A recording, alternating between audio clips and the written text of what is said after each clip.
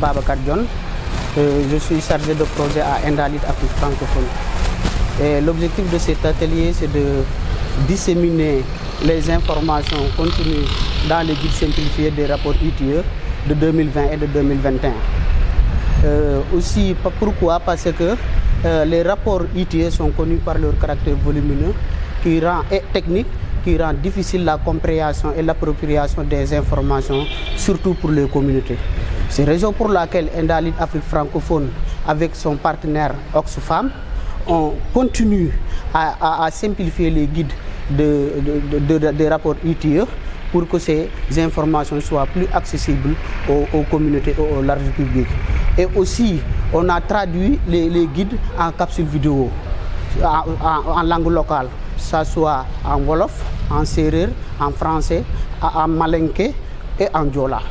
Alors aujourd'hui, c'est quoi l'importance de comprendre les enquêtes ou normes ITIE et qu'est-ce que vous avez simplifié? Qu'est-ce qu'il faut comprendre? Ce qu'il faut comprendre, ce sont les informations clés dans le secteur extractif de manière générale, que ce soit hydrocarbures ou le secteur minier.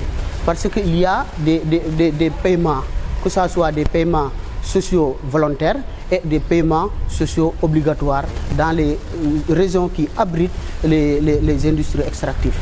Ces rapports contiennent beaucoup d'informations, que ce soit la distribution des revenus, que ce soit les paiements alloués destinés aux communautés, que ce soit des paiements aussi pour améliorer la vie des communautés, mais aussi le bien-être des populations qui abritent les sites miniers et les sites des hydrocarbures. L'importance est que pour qu'il y ait véritablement une exploitation de nos ressources apaisée, il faut que nos institutions soient fortes, il faut que le peuple soit informé, mais il faut que les règles de jeu soient véritablement définies. C'est pourquoi nous avons pris l'initiative depuis 2015 de simplifier les guides, d'aller vers les communautés, discuter avec les communautés, leur donner les informations, mais également ce qui est beaucoup plus important, c'est d'avoir leur feedback par rapport à la dissémination, par rapport au contenu et prendre en compte ces aspirations et leur faire des propositions très fortes. Famassa, femme transformatrice de produits halieutiques, mais aussi la secrétaire adjointe du CLPA qui est le conseil local de la pêche artisanale de Saint-Louis. Bon, nous sommes ici aujourd'hui pour assister à une rencontre initiée par Endalit qui a pu quand même intégrer toutes les communautés, d'autant plus que nous sommes à Saint-Louis et qu'il y a l'exploitation du gaz offshore. Donc on a jugé nécessaire d'intégrer les acteurs de la pêche, qui est une filière et quand même qui regroupe une très grande partie de la communauté. Bon, c'est très bien quand même parce qu'à chaque fois, on est invité lorsqu'il s'agit de faire des rapports de l'ITIE au niveau de la gouvernance. Mais on est une fine partie de la communauté.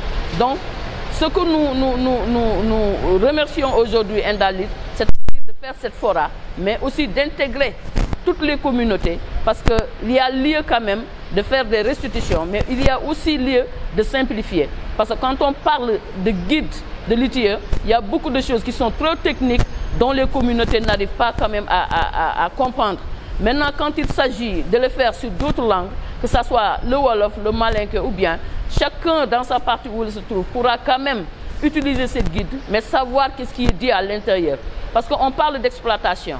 Il y a les entreprises qui sont à Saint-Louis, mais il y a aussi les acteurs, c'est-à-dire les impactés. Maintenant, s'il n'y a pas de communication entre les deux, il peut y avoir des conflits qui peuvent éclater à ce niveau. Maintenant, s'il y a des rencontres ou bien des discussions qui se font entre les deux niveaux et que tout le monde soit informé à sa juste valeur et que tout le monde sache aussi les revenus tirés de ces exploitations, là où ça part, chacun sera à l'aise à l'endroit où il se trouve. Les entreprises pourront exploiter leurs ressources, mais aussi les pêcheurs pourront aller pêcher. Tout le monde se sentira à l'aise.